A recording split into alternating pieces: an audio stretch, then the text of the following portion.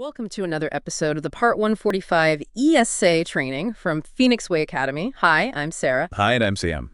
Well, in this episode, we will continue the topic of certifying staff and support staff. This deep dive is all about cracking open the crucial acceptable means of compliance, or AMC, 145.A.35.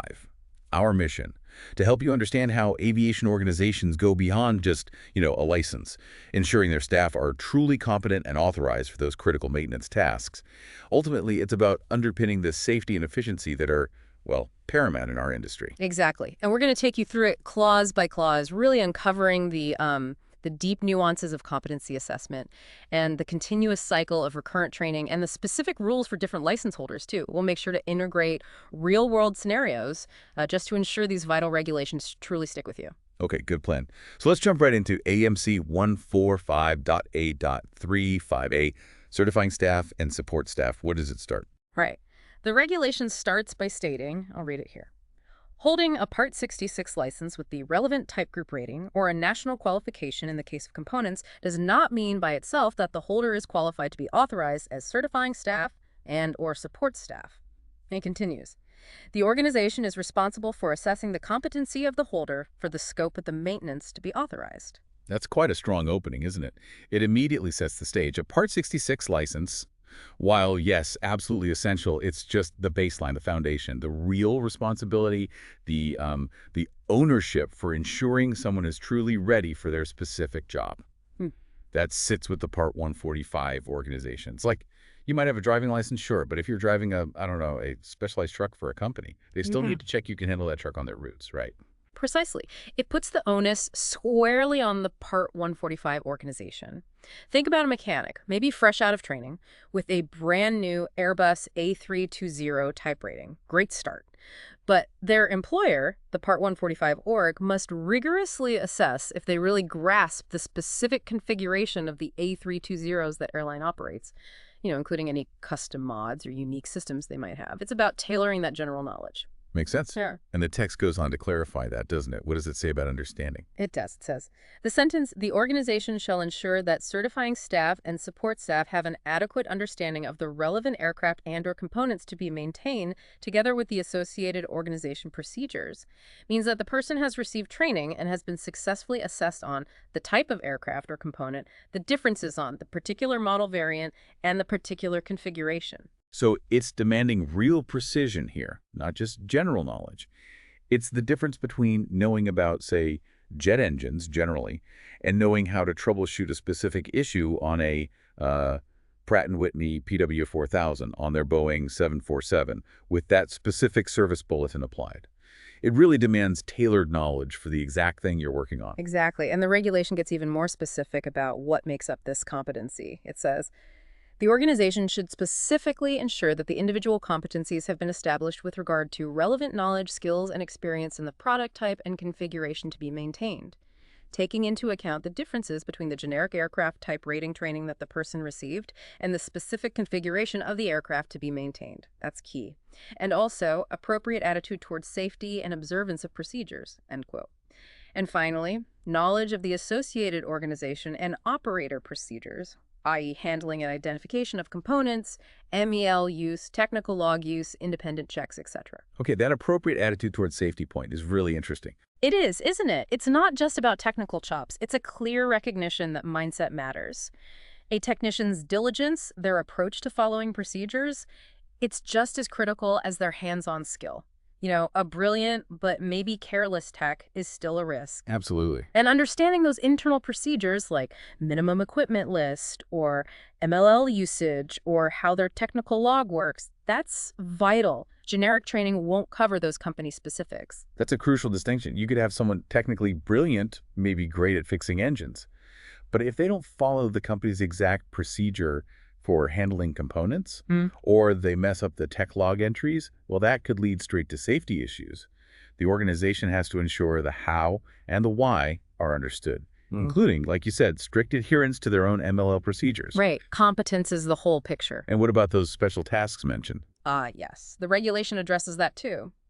Some special maintenance tasks may require additional specific training and experience, including, but not limited to, In-depth troubleshooting, very specific adjustment or test procedures, rigging, engine run-up, starting and operating the engines, checking engine performance characteristics, normal and emergency engine operation, associated safety precautions and procedures, extensive structural system inspection and repair, other specialized maintenance required by the maintenance program. And importantly, for engine run-up training, simulators and/or real aircraft should be used. So these are the high-stakes tasks. Definitely. They demand that extra layer of scrutiny. They're often high-risk, complex, things where errors have major safety consequences. And the requirement for simulators or actual aircraft for engine run-up training, that's not just a suggestion. It's a mandate reflecting the inherent dangers and the precision needed. You can't just read about it. You need that practical, hands-on element. Like performing an engine run-up. It's incredibly specialized, potentially very dangerous if not done exactly right. So using simulators or real aircraft for training just highlights how critical that hands-on practice is. And the assessment process itself, it's formalized, the reg states. The assessment of the competency of the holder should be conducted in accordance with a procedure approved by the competent authority, item 3.9 of the MOE, as described in AMC 145.A.35 MOE item 3.9. Okay. Yeah, it's emphasizes this isn't just some casual check. It's a documented, regulated procedure the organization must follow, and it's baked right into their maintenance organization exposition, the MOE. So it's part of their approved operational manual. And record keeping is obviously key here too. Absolutely critical. The regulation notes. The organization should hold copies of all the documents that attest to the competency and recent experience of the holder for the period described in point 145.A.5.D4. And it adds, additional information is provided in AMC 66.A.20B3. So it's not just bureaucracy, it's about accountability, traceability, proving that the organization has consistently assessed and maintained that competency. It's like an audit trail for expertise, really. Precisely. So, boiling down, AMC 145.A.35 holding a Part 66 license, that's just step one. The Part 145 organization carries the full weight of responsibility for a thorough, documented, and crucially ongoing assessment of competency for specific tasks. And this includes that vital focus on special operations and fostering that unwavering safety attitude. It's all about precision, tailored expertise. Okay, so that's the initial assessment covered. But how do they formally, greenlight someone, give them the authority? Right. That brings us to AMC 145.A.35B. This is about the actual authorization issuance for certifying staff and support staff. The regulation states, the organization issues the certification authorization when satisfied that compliance has been established with the appropriate paragraphs of Part 145 and Part 66. And then, in granting the certification authorization, the maintenance organization approved under Part 145 needs to be satisfied that the person holds a valid Part 66 aircraft maintenance license and may need to confirm such fact with the competent authority of the member state that issued the license. So this is the formal nod, the official endorsement. It's not just assumed. And it really highlights that due diligence, even potentially double-checking the Part 66 license directly with the issuing authority. Exactly. Why that extra check? Well, before issuing an internal authorization, a Part 145 organization might, and often should, send a direct query to the EASA national authority that issued the mechanic's Part 66 license. This just makes sure it's not only valid, but also completely free of any restrictions or suspensions. Adds a vital layer of security. Right. So to sum up Clause 145.A.35B, the organization takes full responsibility. They only issue authorizations after rigorously confirming compliance with both Part 145 and Part 66 requirements, and, importantly, verifying the license validity directly with the competent authority. Correct. Now let's look at experience. That's AMC 145.A.35C, certifying staff and support staff. The source says, for the interpretation of 6 months of actual relevant aircraft maintenance experience in any consecutive 2-year period, the provisions of AMC 66.A.20B2 are applicable. Okay, so it points directly to another AMC, AMC 66.A.20B2. That's right. And that's key because it standardizes what 6 months of experience actually means across different EASA regulations, ensures consistency. And notice the wording, actual relevant aircraft maintenance experience. It implies, verifiable, hands-on, applicable work, not just being around. Got it. So if a mechanic claims they're 6 months, the organization uses AMC 66.8.2 residual B2 to check it, to make sure that experience really was hands-on, relevant maintenance tasks within that 2-year window, and importantly, distinguishing it from, say, purely admin work or maybe just shadowing someone without doing the task. Precisely. Clause 145.A.35 basically locks in that definition, aligning it directly with the criteria in AMC 66.A.20b2. Consistency is key. Okay, that makes sense. Now, competence isn't static, so Yeah. recurrent training must be important. Let's unpack AMC 1145.8.3.35. Yes, recurrent training for certifying staff and support staff. The first point here introduces a really dynamic idea. It says, recurrent training is a two-way process to ensure that certifying staff and support staff remain current in terms of the necessary technical knowledge, procedures, and safety management, including human factors, and that the organization receives feedback on the adequacy of its procedures and maintenance instructions. That's the two-way part.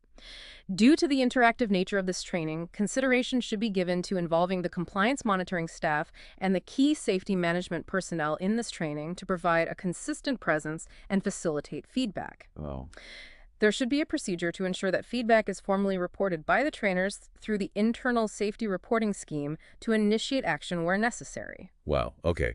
So it's not just a top-down knowledge refresh for the individual. It's designed as a dynamic feedback loop. Staff stays sharp, and the organization learns about potential flaws in its own procedures. Yeah. And bringing in compliance and safety people, that seems crucial for making that feedback loop really effective. It creates a holistic view. Yeah. Absolutely, that feedback loop is vital. Imagine, say, during recurrent human factors training, a staff member mentions a procedure that's just consistently misunderstood or really difficult to follow out on the floor. That direct feedback, if it's formally reported through the safety scheme, could actually lead to revising that procedure, making it safer and more efficient for everyone. It's where theory hits reality. And the scope of this training, what needs to be covered. The regulation details that too. Recurrent training should cover changes made to the modification standard of the products being maintained, to the relevant requirements such as Part 145, to the organization's procedures, safety policy, and objectives, as well as human factors and safety issues identified from internal or external analysis of incidents and compliance monitoring results. And crucially, it should also address instances in which staff failed to follow the procedures and the reasons why particular procedures were not always followed. Quote, in many cases, the recurrent training will reinforce the need to follow the procedures and will ensure that incomplete or incorrect procedures are identified to the company so that they can be corrected. It may be necessary to carry out an audit of these procedures. This is really powerful stuff. The training has to be responsive. It needs to react to new mods, changes in regs like Part 145 itself, lessons from incidents, and even digging into why people might not be following certain procedures. That's about continuous improvement, not just ticking a box. It really forces an organization to look inwards and adapt. Exactly. For example, if an airline rolls out a major avionics upgrade, recurrent training needs to specifically cover the maintenance changes, new troubleshooting, maybe different handling for components. Or perhaps, if audits keep flagging noncompliance on a specific task, the training should explore the root causes and reinforce the correct way, maybe even triggering an audit of the procedure itself to see if it's the problem. And what about how long this training should be? Is it fixed? No, and that's important. The regulation provides guidance on duration. Recurrent training should be of sufficient duration in each 2-year period to meet the intent of 145.A.35D and may be split into a number of separate elements. It emphasizes that the goal is keeping staff updated on tech, procedures, safety, human factors, so duration needs to support that. Therefore, sufficient duration should be related to relevant audit findings and other internal-external sources of information available to the organization on human errors and safety issues in maintenance.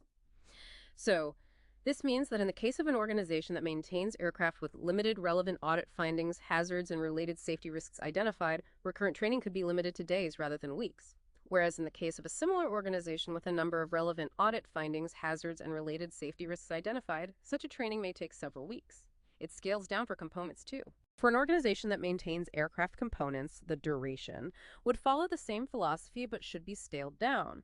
Certifying staff who release hydraulic pumps may only require a few hours, whereas those who release turbine engines may only require a few days. And critically, the content should be related to relevant audit findings, hazards, and related safety risks identified.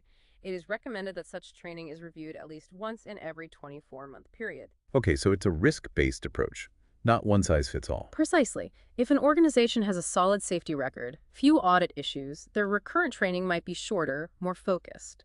But if problems are cropping up, more intensive training is needed to tackle those specific issues head on, and the content has to directly link to those identified risks. Plus, that 24-month review cycle keeps it relevant.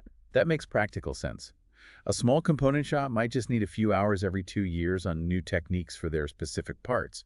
But a huge engine overhaul facility, maybe dealing with recent safety alerts or complex new engine types, they might need several days of really intensive training. Exactly. And the delivery method is flexible too. The final part of D says, the method of training is intended to be a flexible process, and this training could, for example, be provided by a Part 147 organization, an aeronautical college, the Part 145 organization, or another training or maintenance organization. The elements, general content, and length of such training should be specified in the MOE. So organizations have options. In-house, outsource. As long as it's effective and defined in their MOE, it's about the outcome, the safety goal, not rigidly dictating how they train. Right. So the essence of AMC 1145.A.35D, recurrent training, is dynamic, two-way, risk-sensitive. It goes way beyond just refreshing knowledge. It's continuous adaptation, addressing real issues, keeping staff proficient, with duration and content tailored and reviewed. Okay, great overview. Now, what are the practicalities, the paperwork? That's AMC 1145.A.35E. Yes, certifying staff and support staff, the program itself, the source states,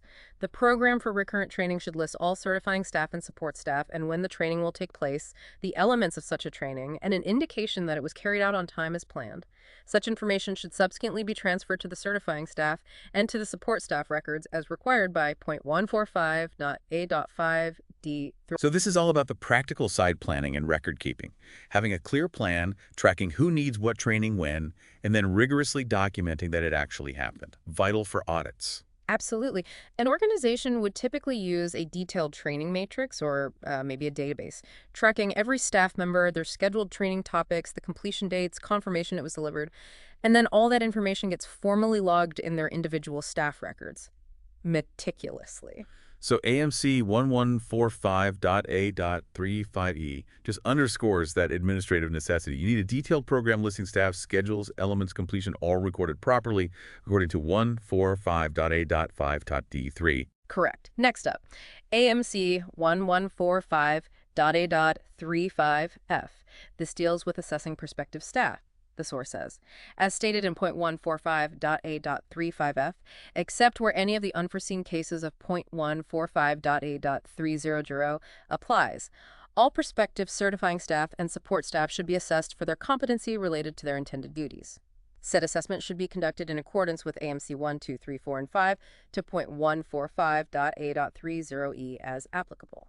Okay, so this loops back to the initial assessment, but specifically for new hires or people moving into these roles. Exactly. It's a critical gatekeeping step, ensuring competency before they start doing the job. And that reference to AMC 1, 2, 3, 4, and 5 to point 145.A.30, that provides the detailed how-to for these assessments. It standardizes the process. So when hiring, say, a new maintenance engineer, the organization can't just rely on their CV or license. They need to conduct practical skill tests, maybe interviews, scenario-based assessments, and document it all according to those specific AMC guidelines. It ensures a thorough practical check. That's it.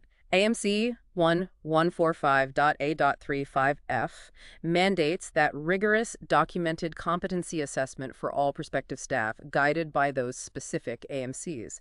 Unless, of course, those very specific unforeseen circumstances in 145.A.30J5 apply, which are quite rare. Right. Now, shifting gears slightly, Category A task training, Mm-hmm. AMC 1145.A.35M. What's the focus here? Responsibility. Point 1 says, it is the responsibility of the Part 145 organization issuing the category a certifying staff authorization to ensure that the task training received by this person covers all the tasks to be authorized. And this is important. This is particularly important in those cases where the task training has been provided by a Part 147 organization or by a Part 145 organization different from the one issuing the authorization. Ah, okay. So the ultimate responsibility lies with the organization issuing the authorization. Even if the training came from somewhere else, like a Part 147 school or another Part 145 company, The authorizing org has to verify it covers everything they're authorizing that person for. The buck stops with them. They can't just accept a certificate blindly. Precisely. An individual might show up with a task training certificate for, say, an A320 from an external provider. The employing Part 145 still needs to review that training content and assess the individual to be sure it specifically covers all the tasks they'll be authorized for under their specific approval. And the rules clarify the approval status of those providers. Yes, point 2 states, appropriately approved in accordance with Annex 4th, Part 147, means an organization holding an approval to provide Category A task training for the corresponding aircraft type. Clear standard there. And for other Part 145s. Point 3. Appropriately approved in accordance with Annex 2, Part 145, means an organization holding a maintenance organization approval for the corresponding aircraft type. Similar logic, they need the right approval for that aircraft. So, summarizing AMC 145.A.35M on Category A task training, the key takeaway is that the Part 145 issuing the authorization holds full responsibility for verifying complete task coverage, no matter the training source. And they must ensure the training provider, whether Part 147 or another Part 145, holds the correct, specific approvals for that aircraft type. Exactly. Now our final section for today, AMC 145.A.35N. This gets into specifics for B2 license holders and experience. Point 1 reads, the privilege for a B2 license holder to release minor scheduled line maintenance and simple defect rectification in accordance with 66.A.A.32 can only be granted by the Part 145 approved organization where the license holder is employed contracted. After meeting all the requirements specified in 145.A.A.35 this privilege cannot be transferred to another Part 145 approved organization. Okay, that's very specific, a non-transferable privilege for B2 holders. Yes. Their ability to release minor maintenance is strictly tied to the organization that employs them and grants that authorization, following all the rules in 145.A.A.35. You can't just take that specific authorization and use it at another company. It's a local company-specific authority grant. So if a B2 licensed avionics engineer works for Airline A and gets authorized for minor line maintenance on, say, 737, if they move to Airline B has to completely reassess and reauthorize them for that privilege, even on the same 737 type. The old authorization is void. Correct. Now, point 2 has an interesting nuance. Quote, when a B2 license holder already holds a certifying staff authorization containing minor scheduled line maintenance and simple defect rectification for a particular aircraft type, new tasks relevant to Category A can be added to that type without requiring another 6 months of experience. However, task training, theoretical plus practical hands-on, and examination assessment for these additional tasks is still required. Ah, that's efficient. So once a B2 has that initial authorization on a type, adding new Category A tasks for that same type doesn't reset the 6-month experience clock, but they still absolutely need specific training and assessment for those new tasks. It recognizes their existing base knowledge of the type. Makes sense, right? For example, a B2 engineer already authorized for A320 minor maintenance needs to perform a new, specific Cat A task on the A320, maybe installing a new type of component. They'd need dedicated training and assessment just for that task, but not another whole 6 months of general A320 experience. Okay. What about multiple aircraft types? Point 3 addresses that. When the certifying staff authorization intends to cover several aircraft types, the experience may be combined within a single 6-month period. So valuable efficiency again. You don't need 6 months per type if you're getting authorized on several. You can gather relevant experience across different types concurrently within that 1 6-month period. Yes, as long as it's actual relevant maintenance experience on those types. So a mechanic working on, say, both Boeing 737s and Airbus A320s over 6 months. That combined experience can count towards authorization on both, rather than needing 6 months for the 737 and then another 6 for the A320. But what if it's a really new, different type being added? Point 4 covers that. For the addition of new types to the certifying staff authorization, another 6 months should be required unless the aircraft is considered similar per AMC 66.A.20B2. Right, so if you're adding a genuinely new type, one that isn't considered similar under that AMC, generally you do need another 6 months of experience specifically on that distinct airframe. Ensures proper depth of knowledge for truly different aircraft. Good example. A mechanic authorized on a classic Boeing 747 wanting to add a modern composite type like a Boeing 787. They'd likely need another 6 months on the 787 because they're significantly different. But maybe moving from a Boeing 737 classic to a 737 NG might be deemed similar under AMC 66.A.20 B2, potentially avoiding the extra 6 months. Depends on that similarity assessment. Okay. And finally, what constitutes 6 months of experience? Does it have to be full-time? Good question. Point 5 clarifies.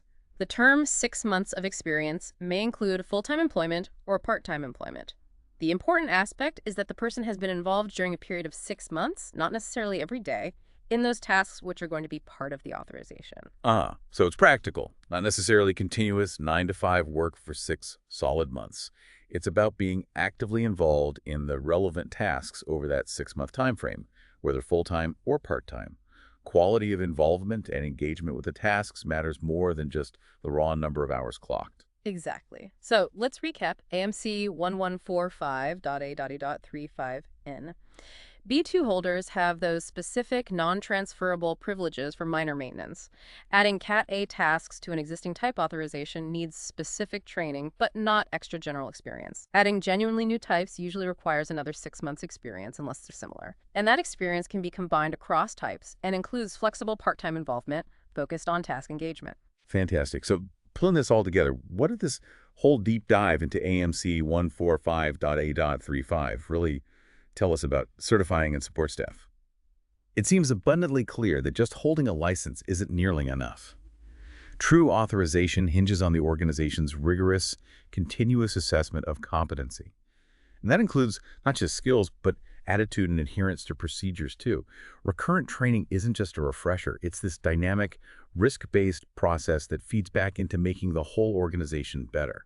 Every single step from that first assessment to tracking ongoing experience, it's all meticulously defined to uphold those absolute critical safety standards and maintenance. Well said. And if you connect it to the bigger picture, it really underscores that aviation safety isn't, a one-time achievement. It's not static. It's a living, breathing system, Yeah. constantly adapting, constantly learning, refining processes with competency, both individual and organizational, right at its heart. It really is a continuous journey of improvement driven by these detailed regulations and, crucially, by diligent practice within organizations.